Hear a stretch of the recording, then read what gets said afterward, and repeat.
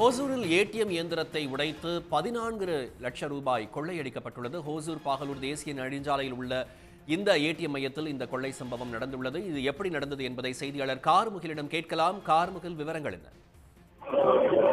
ஒசூரில் வெல்டிங் மூலம் ஏடிஎம் இயந்திரத்தை உடைத்து ரூபாய் 14,50,000 கொள்ளை போன சம்பவம் இந்த பகுதியில் ஒரு பெரும் பரபரப்பை ஏற்படுத்தியுள்ளது.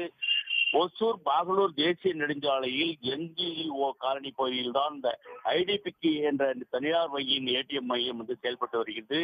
இந்த மையத்தின் முன்பக்க சட்டர் கதவு நேற்று காலை முதல் மாலை வரை மூடப்பட்டிருந்தது. இதனால் அந்த பகுதியில் அந்த ஏடிஎம் செயல்படுகிறதா இல்லையா என்ற நிலையில் இருந்த நிலையில்தான் அந்த ஏடிஎம் மையத்திற்குள் யாரும் அந்த பணம் எடுக்கிறதுக்காக செல்லவில்லை.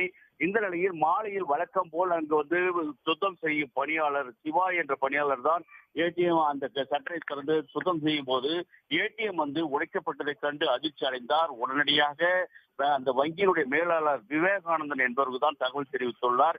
இதைத் தொடர்ந்து வங்கியின் மேலாளர் அங்கு பார்த்த பொழுது ஏடிஎம் உடைக்கப்பட்டு அதிலிருந்து பணம் கொள்ளை போனது தெரிய வந்தது.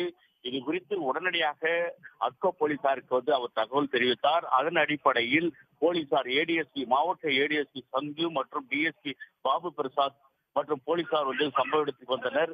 அங்கு பார்த்ததில் சிசிடிவி கேமரா பதிவுகளை ஆய்வு செய்தனர். அப்போது அந்த ஆய்வில் அதிகாலை நேரத்தில் கேஸ் வெல்டிங் மூலம் பணத்தை கொள்ளையடித்து சென்றுள்ளது தெரிய வந்தது. இதையடுத்து கொள்ளை போன பணம் சுமார் 14,50,000 எனவும் தெரிய வந்துள்ளது.